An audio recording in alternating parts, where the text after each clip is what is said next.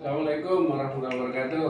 Waalaikumsalam warahmatullahi wabarakatuh. Sehat Pak Buang? Alhamdulillah. Alhamdulillah. Buang Sule. Iya, Pak. Asal usulnya dari Ambon.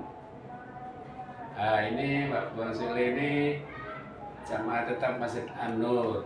Tapi beliau ini dulunya mu'alaf ya, sekian tahun.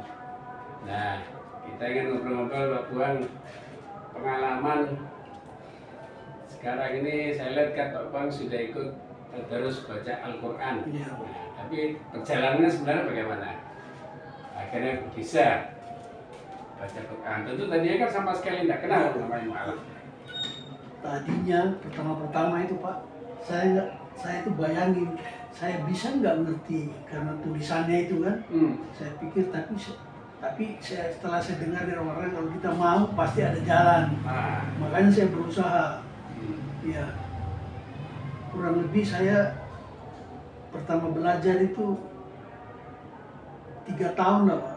3 tahun baru saya agak bisa. Dengan keyakinan bahwa tadi huruf itu kan aneh ya? Aneh, makanya, iya.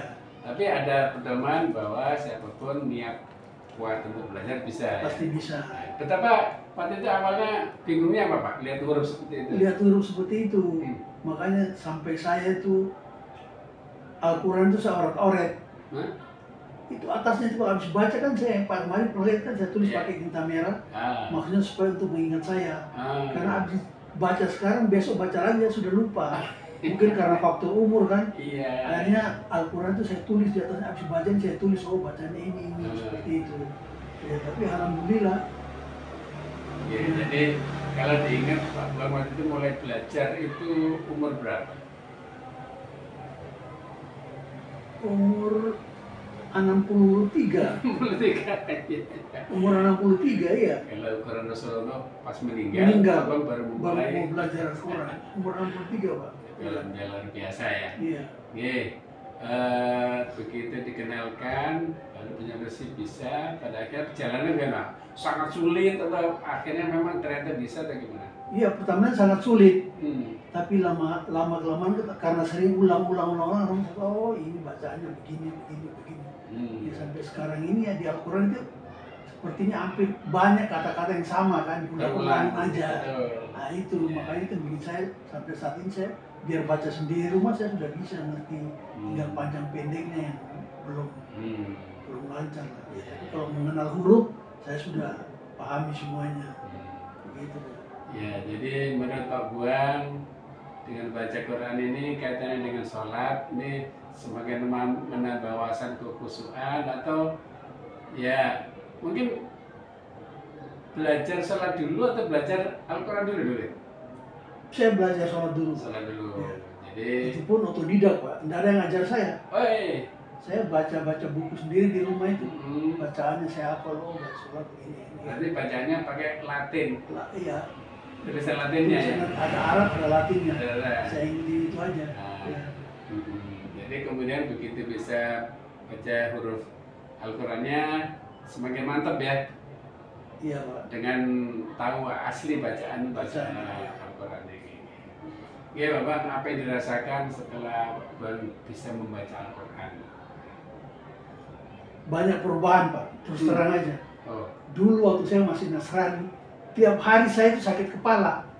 Jadi kalau saya duduk depan rumah masih di Jakarta itu rambut saya gini. Iya. Dicabutin gitu? Dicabutin supaya jangan sakit. Hampir tiap hari saya sakit kepala. Supaya tidak sakit? Supaya tidak sakit. Sampai saya diledekin, mulai tarik. Kalau orang lewat situ kan rumah saya pinggir gang, Pak. Kalau saya sudah tolak ini pegang kepala, orang-orang sudah bilang mulai. Ya, saya tarik. Tapi begitu saya jadi mualaf, saya ikutin aturan semuanya. Alhamdulillah, Pak. Sekarang saya jarang sakit. Alhamdulillah, Pak. Saya nggak pernah sakit. Itulah kebesaran Allah. Saya sampai sekarang nggak pernah sakit, Pak. Cuman dulu pernah saya sakit jantung itu. 5 kali 2 kali sakit kan. Tapi ya sampai sekarang alhamdulillah sembuh. Ya, apapun ada sakit yang karena faktor usia. Tapi ini kan ada sakit yang berulang sedadak ya. Sedadak, Pak. Jadi memang Al-Quran ini adalah salah satunya adalah obat ya. Iya. Sama obat hati. Lalu perjalanan Pak Bang ini setelah mengenal Al-Quran, apalagi bulan Ramadan ini ya, Iya. tentu kita yang namanya bahasa diulang-ulang makin didalami ya. Iya. Lalu menurut Pak Bang di dalam Ramadan ini ada sesuatu yang istimewa nggak antara Ramadan dan Al-Qurannya? Saya rasa ada. Iya. Soalnya saya merasakan di diri saya sendiri. Iya. Dengan adanya puasa kita kan makannya kita nggak terlalu makan banyak ya, penyakit itu kan ya kan. Jadi perut ini terasanya langgeng, gitu, longgar, lukanya penuh tuh. Sekarang ini enggak, enak rasanya, badan terasa ringan. Lebih teratur ya. Lebih teratur, itulah maknanya puasa. Baru saya alamin sekarang ini. Jadi kita makan itu, dulu waktu saya masih Nasrani, tetangga saya itu di Jakarta kadang-kadang kalau buka puasa itu puasa buka puasa ini sih balas dendam, kolak iya, kolak ini itu, pisang goreng ini habis keluar rokok, iya kan? Iya. Tapi setelah saya jadi Muslim saya puasa, nyatanya saya buka puasa cuma teh di depan sama saya, pulang saya udah nggak makan, saya sahur terus sama saya nggak pernah makan, sahur saya nggak pernah makan, saya hanya minum kopi aja, 1 gelas, tapi bisa tahan sampai buka puasa, iya. Iya Pak Bang, terakhir nih pesan Pak Buang kepada teman-teman yang belum bisa baca Al-Quran ini, gimana pesannya gimana nih?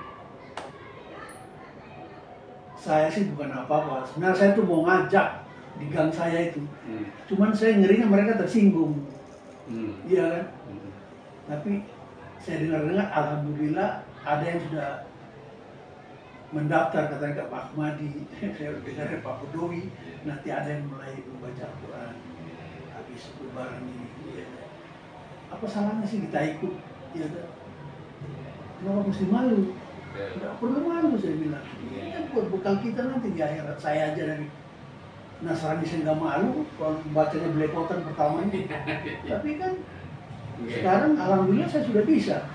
Saya sudah berapa kali khatam. Memang saya belum mengerti artinya, tapi soal baca saya sudah ngerti. Ya kan, 3 kali khatam saya. Alhamdulillah. Jadi ini menjadi sebuah contoh ya, seorang Pak Buang yang mualaf tidak tahu wujud huruf Al-Quran saja, sekarang bisa membaca, bisa khatam lah. Perjalanan waktu itu kan eman, teman-teman yang dulu sama-sama nggak bisa, sekarang tetap nggak bisa, Pak Buang sudah bisa. Sudah bisa. Udah berlalunya waktu kan eman ya. Jadi ke depan mudah-mudahan bisa mengikuti jejak Pak Buang ini ya. Sebenarnya faktor malu itu kan di dirinya sendiri. Kalau sudah masuk ke masjid belajar, nggak ada yang perlu dipermalukan kan? Dirinya sendiri saja sebenarnya. Ya mungkin karena mereka juga malu lihat saya tiap pulang subuh ngaji kan. Pak Buang tiap hari pulangnya jam 6. Mereka itu kan malu Pak ya. Iya kan? Malu pas mereka tanpa sadar mereka mau ikut ngaji itu. Iya.